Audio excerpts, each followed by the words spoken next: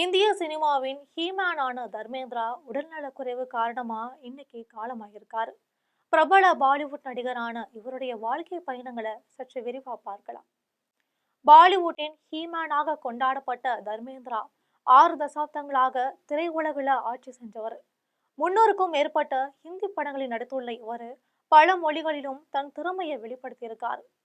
2012இல் பத்மபூஷன் விருதும் பெற்றிருக்காரு.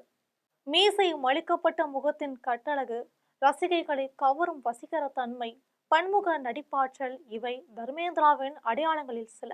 வலிமையான தோற்ற பொலிவை காட்டும் உடல் அமைப்பும், ஆக்ஷன் காட்சிகள்ல அவர் காட்டும் ஆக்ரோஷமும் யதார்த்தமும் மேலோங்கும். உடல் மொழிவும் பாவனைகளும் தான் பாலிவுட்டின் ஹீமேன் என தர்மேந்திராவை அடையாளம் காட்டுச்சு. அதனாலதான் 6 தசாப்தங்களாக ஹிந்தி திரையுலக அவரால் ஆட்சி செய்யவே முடிஞ்சது. பஞ்சாபை பூர்வீகமாக கொண்ட தர்மேந்திரா அங்குள்ள நஸ்ராலி என்ற கிராமத்தை சேர்ந்தவர். தரம் சிங் தியோல் என சிறுவயதில் அறியப்பட்ட இவர் தர்மேந்திராவாக அரிதாரம் பூசி திரையுலகின் புதிய நாயகனா அவதாரம் எடுத்தார்.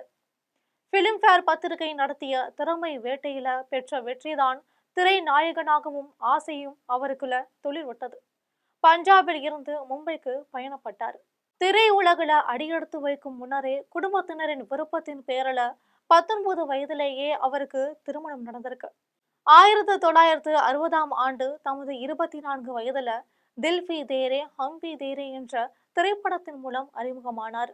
இதன் பின்னர் சீதா ஆர் கீதா, சுப்கே சுப்கே, தரம்வீர், மேரே கோன் மேரே என பல ஹிட் திரைப்படங்கள்ல நடிச்சிருந்தாலும் 1975ஆம் ஆண்டு அமிதாப் பச்சனுடன் அவர் இணைந்து ஷோலேங்கிற திரைப்படத்துல நடிச்சிருக்கார்.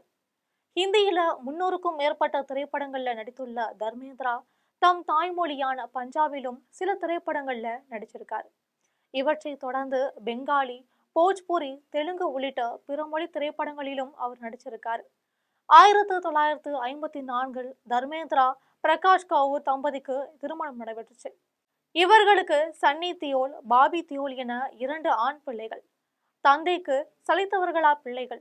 இவ்விருவருமே பாலிவுட்ல இப்போ பிரபலங்களா இருக்காங்க. தர்மேந்திரா பிரகாஷ் கவுர் தம்பதிக்கு விஜய்தா, அஜிதா என 2 மகள்களும் இருக்காங்க.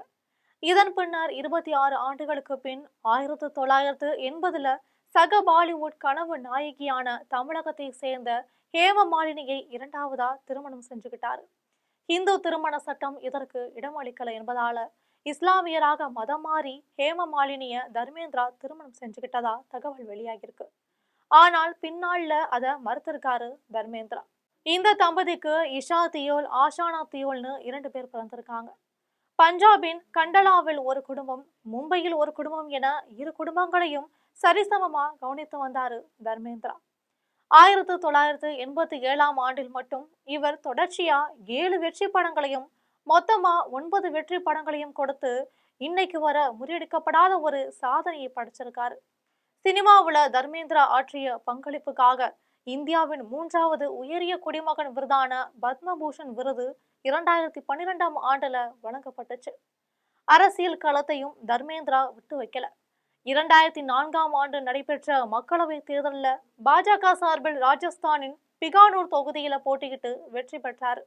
அவரது மனைவி ஹேமமாலினி தற்போது அக்கட்சியின் நாடாளுமன்ற உறுப்பினராகவும் இருந்து வரார். கலை உலகம் கண்ட ஜாம்பவான்களில் தர்மேந்திராவும் நிச்சயம் ஒருவர். கடந்த சில நாட்களாகவே உடல்நிலை சரியில்லாம இருந்து வந்த நிலையில மருத்துவமனையில அனுமதிக்கப்பட்டார். தீவிர சிகிச்சை அளிக்கப்பட்டு வந்தது.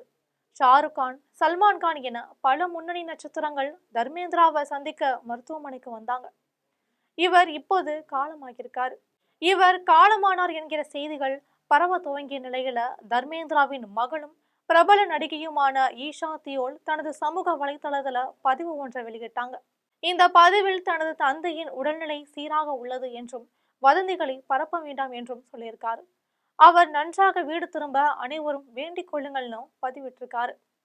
ஏற்கனவே இந்த மாதிரியான வதந்தி பரவிய நிலையில இன்று அவர் மரணம் அடைஞ்சிருக்காரு. பிரபல பாலிவுட் நடிகரான தர்மேந்திரா உடல்நலக்குறைவு காரணமா இன்னைக்கு காலமாயிருக்காரு. இந்திய சினிமாவின் ஹீமேன் என்று அழைக்கப்பட்ட பாலிவுட் ஜாம்பவான் தர்மேந்திராவுக்கு உடல்நலக்குறைவு ஏற்பட்டு மும்பையில இருக்கும் தனியார் மருத்துவமனையில அனுமதிக்கப்பட்டாங்க. சிகிச்சை முடிந்து வீடு திரும்பிய தர்மேந்திராவுக்கு இன்னைக்கு மீண்டும் உடல்நலம் மோசமாகிருக்கு.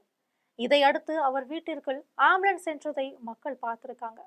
இந்த நிலையில சிகிச்சை பலன் இல்லாம தர்மேந்திரா இறந்து விட்டதாகவும் தெரிவிக்கப்பட்டிருக்கு.